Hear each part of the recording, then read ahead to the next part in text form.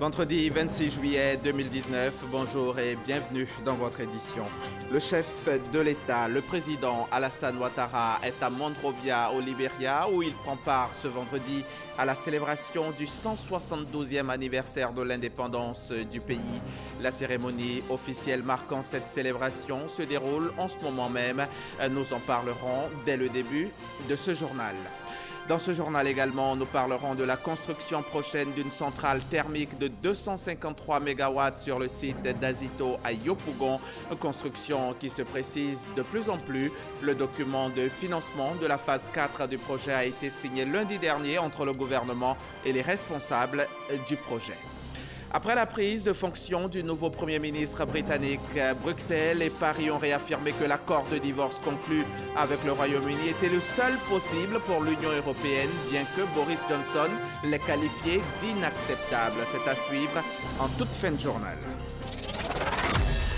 Tout d'abord, en bref et en images, le président Alassane Ouattara est à Monrovia depuis hier jeudi. Le chef de l'État prend donc part ce vendredi à la célébration du 172e anniversaire de l'indépendance de la République du Libéria. La cérémonie officielle marquant cette célébration se déroule en ce moment même. Nos équipes sont mobilisées pour l'événement. Leur reportage dans nos prochains journaux. À son Excellence, M. George Weah, président de la République du Libéria. Monsieur le Président et chers frères, la célébration de la fête nationale de votre pays m'offre l'agréable occasion d'adresser à votre Excellence mes vives et chaleureuses félicitations. En cette heureuse circonstance, je voudrais, au nom du peuple et du gouvernement ivoirien, ainsi qu'en mon nom propre, former des vœux choisis de parfaite santé et de succès pour votre Excellence, de même que ceux de paix, de bonheur, de prospérité et de progrès continu pour le peuple frère du Libéria. Je voudrais également saisir cette opportunité pour vous renouveler ma disponibilité à œuvrer de concert avec votre Excellence au raffermissement au raffermissement des liens privilégiés de fraternité et de coopération qui unissent si heureusement nos deux pays. Haute considération, signée des mains d'Alassane Ouattara, le président de la République de Côte d'Ivoire. Le nouveau représentant résident du Fonds des Nations Unies en Côte d'Ivoire se nomme Caspar Piek. Le Néerlandais a présenté ses lettres de créance au secrétaire général du ministère des Affaires étrangères, Daouda Diabaté, lors des échanges qui ont porté principalement sur le renforcement de la coopération entre le FNUAP et la Côte d'Ivoire.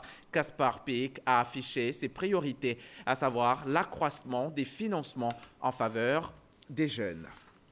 Allons-y maintenant au Palais des Sports de Treichville qui a abrité hier un match de gala, un match de football qui a opposé les officiers généraux, officiers supérieurs des armées, de la police, de la gendarmerie et les membres du gouvernement et des deux chambres du Parlement. Score final, 3-0 pour l'équipe gouvernement parlementaire. Abou Sanogo.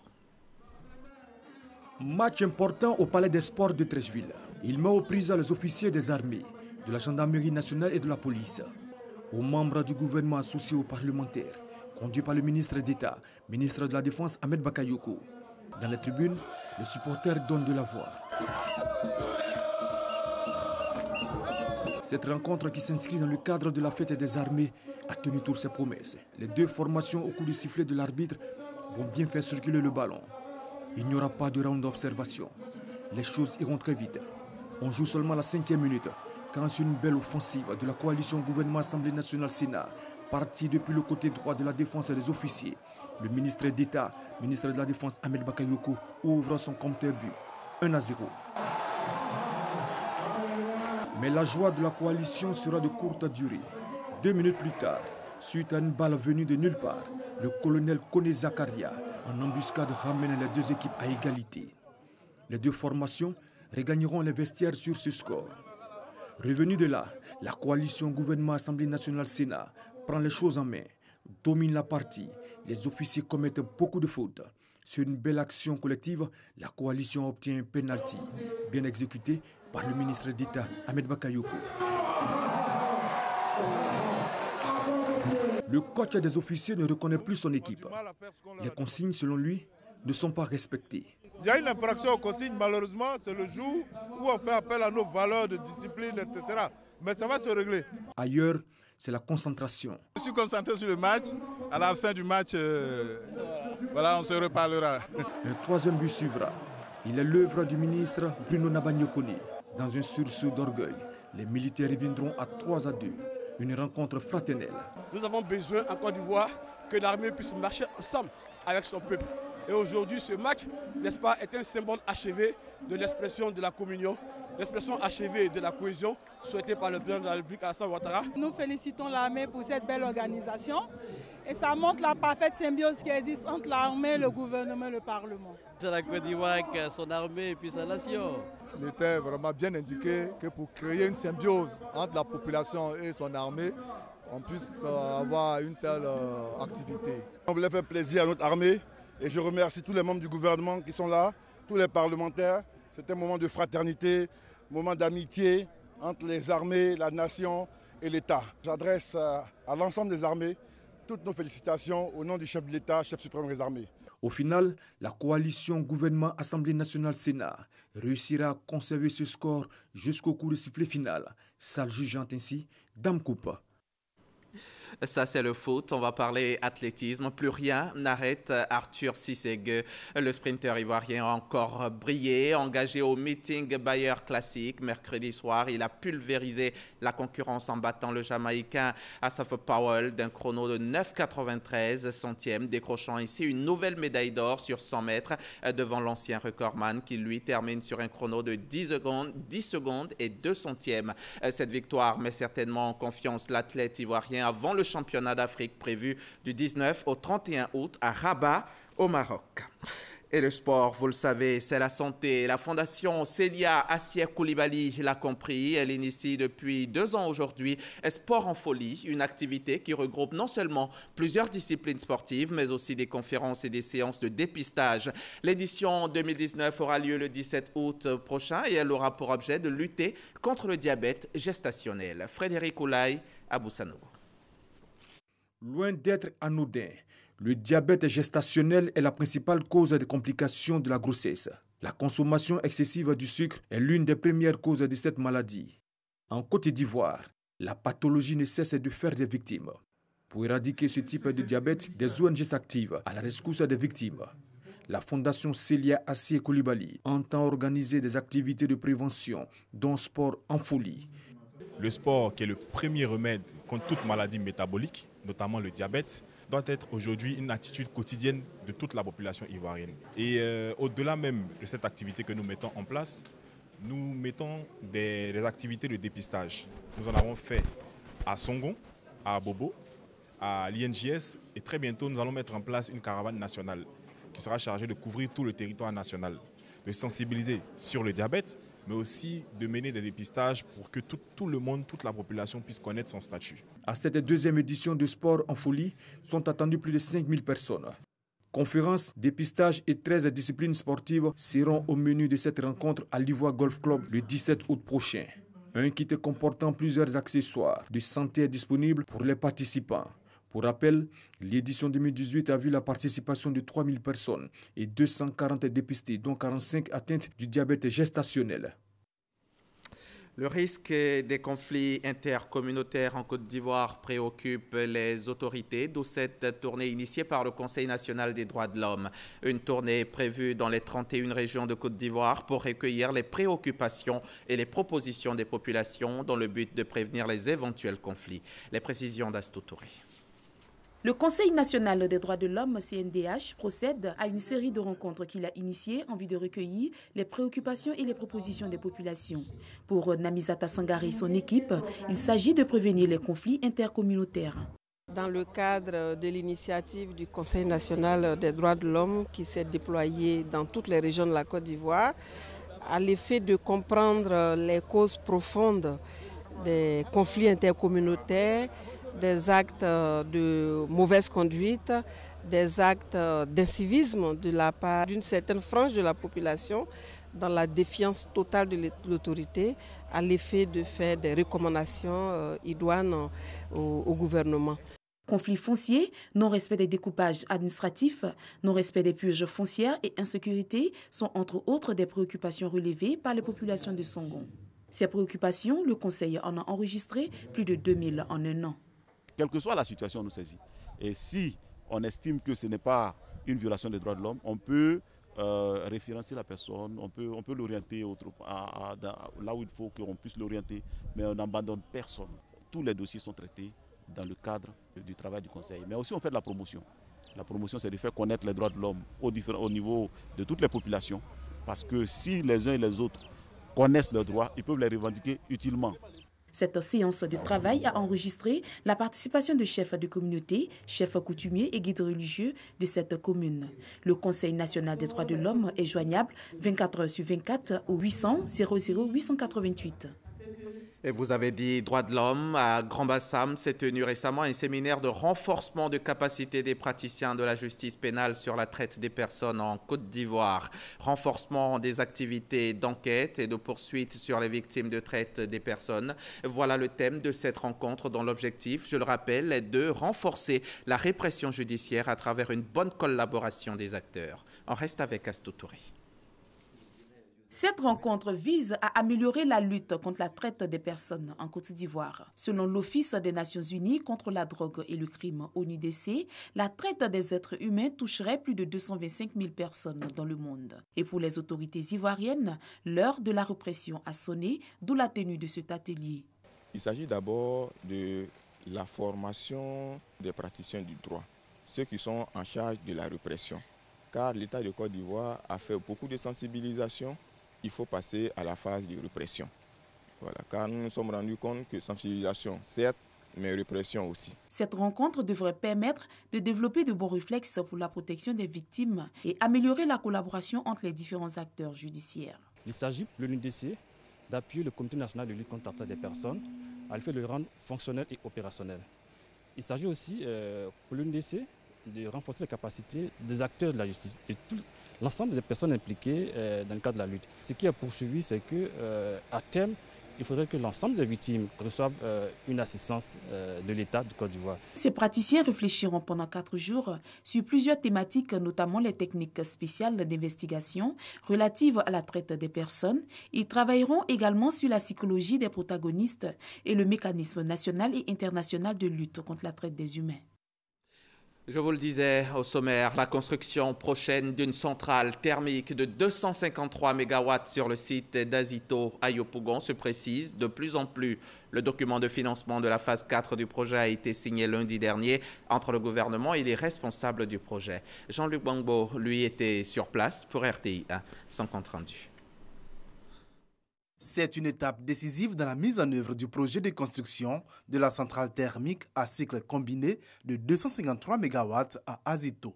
Cette signature va en effet permettre de mettre à disposition le financement de 174 milliards de francs CFA en vue du démarrage effectif des travaux de construction. Ce projet, dont le tarif est sans aucun doute l'un des plus compétitifs du continent, à ce moment, traduit plus que jamais la volonté d'Azito et de ses actionnaires d'être aux côtés de l'État pour relever les défis de l'émergence de notre cher pays. Autour de la même table pour cette signature, les prêteurs et la société Azito Énergie, le secrétaire d'État chargé du budget du portefeuille de l'État, le ministre de l'économie et des finances et le ministre du pétrole, de l'énergie et des énergies renouvelables. Satisfait de la réalisation de cette infrastructure qui va contribuer à accroître l'offre d'électricité pour soutenir le développement économique et social de la Côte d'Ivoire. Nous souhaitons qu'il y ait de plus en plus d'industries qui s'installent en Côte d'Ivoire. Nous souhaitons développer le secteur minier et toutes ces industries, tous ces secteurs productifs ont besoin d'énergie et de capacités pour pouvoir se développer. Si nous ne faisons pas ces investissements qui sont aujourd'hui nécessaires, nous risquons de nous retrouver dans quelques années dans des situations difficiles. Le financement de la phase 4 du projet Azito a été mobilisé auprès d'une dizaine de banques, dont notamment des banques nationales, régionales et internationales. Le coût global de cette centrale thermique est de 225 milliards de francs CFA. On va maintenant parler régulation des marchés. La NRMP a procédé cette semaine à la restitution de l'audit technique sur les ouvrages réalisés de 2003 à 2017. L'Autorité nationale de régulation des marchés publics entendait se faire une opinion sur l'efficacité des investissements passés par marché public. Francis Boifo était présent à la restitution de l'audit technique. À l'origine de cet audit initié par l'Autorité nationale de régulation des marchés publics, ANRNP, la dégradation rapide de certains travaux publics. L'audit a porté sur les bâtiments et les routes. Il s'est agi essentiellement d'examiner le processus de contractualisation des marchés publics et leur exécution effective. Nous avons constaté qu'en matière de passation de marché, 80%, c'est-à-dire presque tous les marchés, ont été passés selon les règles du Code des marchés publics. En ce qui concerne le respect des prescriptions du cahier de charges, nous nous sommes rendus compte que 36% des marchés n'ont pas respecté les prescriptions du cahier de charges. Et également, par rapport aux normes en vigueur en Côte d'Ivoire, l'audit a relevé que 40% des ouvrages que nous avons audités n'ont pas respecté les normes prescrites en Côte d'Ivoire. Des défaillances et insuffisances sont relevées dans la mise en œuvre de ces projets. Le président de l'ANRNP entend prendre des dispositions pour une meilleure gestion des marchés publics. Notre ambition et c'est aussi notre rôle, c'est de voir avec les autorités compétentes toutes les structures, que ce soit les maîtres d'ouvrage, les maîtres d'ouvrage délégués, les maîtres d'œuvre étatiques, avec les ministères donc, en charge des secteurs concernés, les dispositions techniques à prendre pour que les ouvrages qui vont être réalisés prochainement ne connaissent pas les mêmes difficultés que ce que nous avons vu apparaître dans ce rapport. L'audit réalisé sur la période 2003-2017 concerne un échantillon de 40 ouvrages. La réalisation de ces infrastructures a coûté 606 milliards de francs CFA. C'était un reportage de Nadia Idja et Francis Boifo. Hier, au plateau, le SWAP, le programme de production durable de l'huile de palme en Afrique de l'Ouest, a présenté les résultats de la deuxième phase de son programme, lequel programme favorise l'accès au financement des PME opérant dans la filière. On retrouve Jean-Luc Bangbo. C'est une contribution de l'organisation Solidaridad West Africa à la compétitivité du secteur palmier à huile en Côte d'Ivoire, mais également au Ghana, au Libéria et en Sierra Leone. Le programme de production durable de l'huile de palme, lancé pour la période 2017-2021, apporte soutien institutionnel et appui technique aux PME opérant dans le secteur. Les PME ne sont pas encore mécanisées, elles utilisent des outils traditionnels et nous voulons travailler avec eux pour renforcer leurs capacités et aussi leur permettre d'acquérir des outils des dernières technologies. Nous avons remarqué que les pertes post-récolte sont très élevées parce que les outillages utilisés ne sont pas vraiment modernisés. Donc nous voulons aujourd'hui que les entreprises du privé puissent fournir des services nécessaires aux plantations pour augmenter la productivité de ces plantations-là. Cette rencontre sur le palmier à huile a été l'occasion pour les acteurs du secteur de faire des propositions pour une production durable de cette matière première qui fait vivre plus de 10% de la population ivoirienne. On peut compter dans la filière 40 000 petits planteurs et plus de 21 000 employés dans la première et la deuxième transformation. La Côte d'Ivoire produit à ce jour 550 000 tonnes d'huile de palme. Et du côté des producteurs de café-cacao, l'heure est au recensement, un recensement initié par le Conseil café-cacao et qui bénéficie du soutien de l'ANACACI, l'Association des agriculteurs et coopératives agricoles de Côte d'Ivoire. Pour le président de l'association, l'initiative devrait aider les producteurs à sortir de la pauvreté. Il le dit au micro RTI 1 de Jean-Luc Bangbo. Aider les planteurs de café-cacao à sortir de la pauvreté, tel est l'objectif de l'Association des agriculteurs et coopératives agricoles de Côte d'Ivoire, ANACACI, et le sens de l'engagement pour un recensement des producteurs de ces deux cultures. L'objectif général du recensement est d'aider le gouvernement à assurer une croissance soutenue de la filière café-cacao à travers la collecte de données structurelles sur la filière et la production de statistiques qui serviront de base de réorganisation du secteur de la filière café-cacao et à l'optimisation des ressources. Une tournée nationale d'information et de sensibilisation est prévue à cet effet dans les 13 zones de production de la filière. Une autre initiative que soutient l'ANACACI, le prix plancher du cacao à 2600 $ la tonne, défendu par le Ghana et la Côte d'Ivoire. C'est l'occasion plus que jamais pour nous producteurs de donner notre position et notre soutien à cette initiative qui est un salut pour les producteurs de cacao qui vivent dans une précarité totale, comme le témoigne le dernier rapport de la Banque mondiale. Nous nous élevons contre toute initiative qui vise à discréditer la qualité du cacao de Côte d'Ivoire, de nos vaillants producteurs. Il n'y a réellement pas de travail d'enfants ou de travail forcé dans nos plantations. La NACACI a été créée depuis le 7 juin 2012. Elle regroupe des coopératives productrices de cacao, de café, d'anacade, de coton, ainsi que de toutes les autres productions agricoles. La journée africaine des mers et des océans est célébrée le 25 juillet de chaque année depuis l'adoption en 2014 par l'Union africaine. En Côte d'Ivoire, elle est célébrée seulement pour la première fois, une occasion de faire la promotion des métiers de la mer et d'exposer la stratégie africaine intégrée des mers et des océans. Mamadou Kwasi nous en dit plus.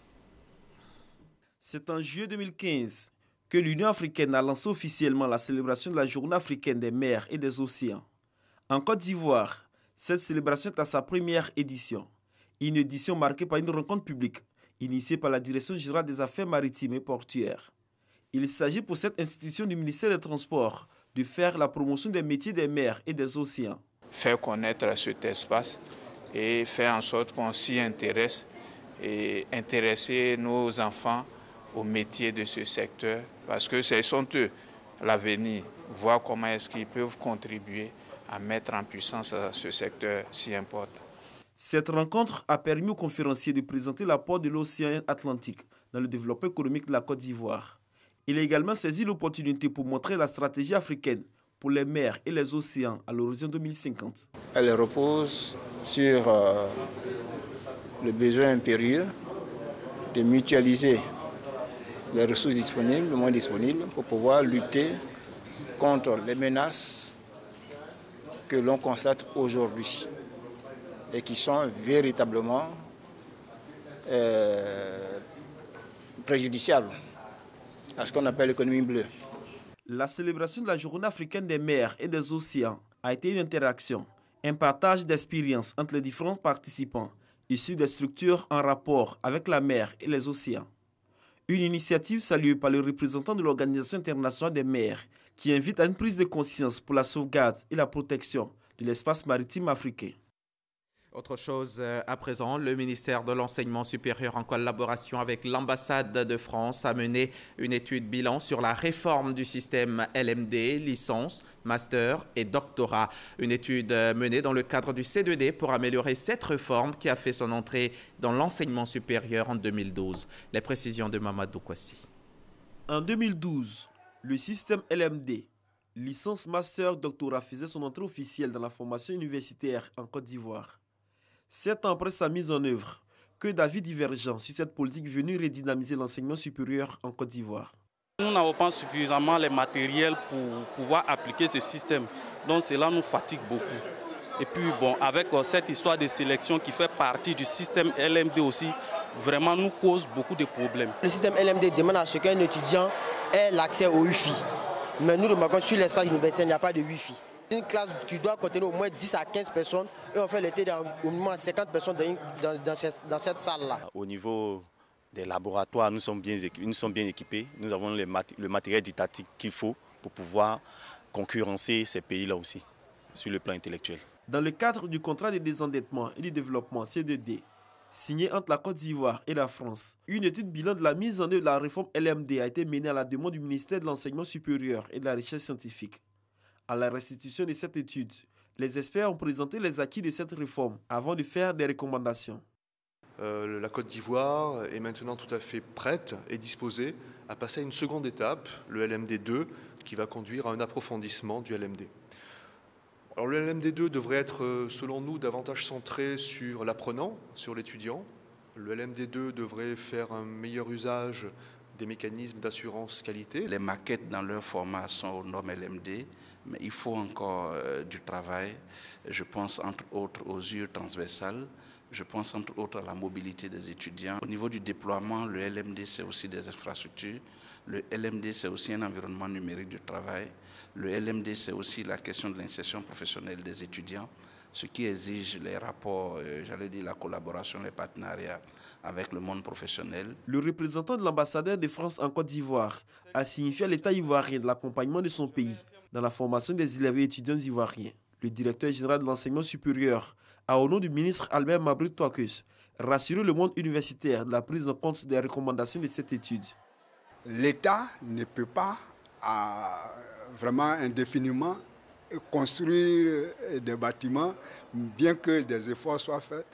Il faut donc s'appuyer sur le numérique pour résoudre le problème donc des effectifs, pour qu'un professeur qui est spécialisé dans une discipline ici à Cocody puisse être suivi par des étudiants à Daloa, à Korogo. Ce sont 11 universités publiques et privées qui ont été visitées au cours de cette étude. Les résultats et recommandations devront s'appliquer à tout le système de l'enseignement supérieur de Côte d'Ivoire.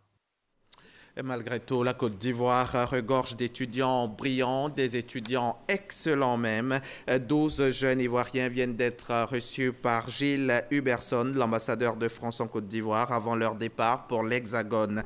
Ces étudiants issus d'établissements publics ivoiriens ont d'abord bénéficié de 2 années de formation aux classes préparatoires du lycée français Blaise Pascal avant de décrocher, après concours, leur ticket pour les grandes écoles polytechniques en France. Le reportage de Serge Coléa à suivre prochainement. On en vient à cette formation des acteurs du système éducatif. Une séance de renforcement de capacité initiée par le ministère de l'Éducation nationale et l'IFADEM, initiative francophone pour la formation à distance des maîtres. Outre la formation, les enseignants ont été invités à utiliser des supports pédagogiques avec pragmatisme. Un reportage Christelle Bededja et Godefroy Okambawa. Apprendre correctement à lire et à écrire aux écoliers dès les premières années de leur cursus scolaire et comment gérer les ressources humaines et financières dans nos établissements scolaires. C'est ce à quoi veut parvenir le ministère de l'Éducation nationale, de l'enseignement technique et de la formation professionnelle à travers le projet IFADEM, initiative francophone pour la formation à distance des maîtres, en formant les acteurs du système éducatif. Une initiative qui vise à outiller apprenants et enseignants à travers des supports pédagogiques pour une école de qualité. Ces personnes-là vont être formées à la pratique pédagogique pour les enseignants et puis à la gestion des établissements, gestion matérielle, gestion financière, gestion pédagogique, pour un meilleur résultat des élèves. Le réengagement du ministère a réaffirmé son adhésion à tous les principes d'IFADEM et puis à aider à l'exécution des activités au plan national. Ce sont au total 10 000 instituteurs, 15 000 directeurs d'école et 1 000 proviseurs qui bénéficient de cette formation. Les élèves quittent souvent le primaire sans savoir lire, écrire et compter. Des tests l'ont montré. Et donc c'est pour ça qu'on a fait des investigations qui ont montré qu'il faut d'abord former les enseignants du primaire. Ceux-là, bien formés, vont maintenant former les élèves, de sorte qu'on ait de bons résultats au CEP, au BBC, au bac, mais qu'on ait des élèves qui sachent lire, écrire et compter. Le projet IFADEM entend intégrer progressivement le numérique dans le dispositif de formation des enseignants des classes de CP1, CP2 et CE1. Financé par le C2D, le projet IFADEM bénéficie du soutien technique de l'Agence universitaire de la francophonie. D'un coût total de 4 milliards de francs CFA, cette formation s'étendra sur une période de 3 ans et prendra en compte les spécificités de chaque région en matière d'éducation en Côte d'Ivoire. De l'éducation à l'art et à la culture, il n'y a qu'un pas. Les artistes membres de l'ONAPECI, l'Organisation nationale des artistes plasticiens de Côte d'Ivoire, ont présenté récemment leur réalisation des œuvres d'art avec des choix de couleurs osés et variés, à travers lesquels ils redonnent vie à des objets qui, a priori, ne servaient plus à rien. Thème de ce vernissage, Côte d'Ivoire, berceau de nos ancêtres. Le reportage de Stéphane Loboué dans un récit de Godefroy Okambawa. L'hospitalité, la joie de vivre, l'attachement à la tradition voient l'affection maternelle. Autant de thèmes développés à travers des tableaux dans les purs styles de l'acrylique ou du collage sur toile. Le thème de mon tableau, c'est la joie partagée. Sur ce tableau, nous voyons l'enfant qui tient un ballon et la mère qui partage la joie de l'enfant. Elle partage ici le rêve, l'ambition de son enfant. Cette exposition de l'Organisation des artistes plasticiens de Côte d'Ivoire vise à valoriser la richesse culturelle et artisanale ivoirienne. L'objectif, c'est de faire connaître mes artistes parce que c'est les doyens de la peinture, c'est les maîtres du pinceau. 70 œuvres exposées sur 4 jours, un rendez-vous de partage entre artistes de différentes sensibilités. Au lendemain de la prise de fonction du Premier ministre britannique Boris Johnson, le président de la Commission européenne Jean-Claude Juncker et Paris lui ont réaffirmé que l'accord de Brexit était le seul possible pour l'Union européenne. La veille, Boris Johnson l'avait qualifié d'inacceptable. Jean-Claude Juncker lui a également assuré que la Commission européenne était prête à travailler avec le Royaume-Uni pour compléter la déclaration politique et pour analyser toutes ses propositions. À Paris, même son de cloche, la secrétaire d'État chargée des Affaires européennes a indiqué vendredi que la France ne souhaitait pas renégocier l'accord. C'est la fin de ce journal. Merci de l'avoir suivi. Vous pourrez le revoir sur notre application RTI Mobile et sur rti.ci. Bonne journée sur la chaîne qui rassemble.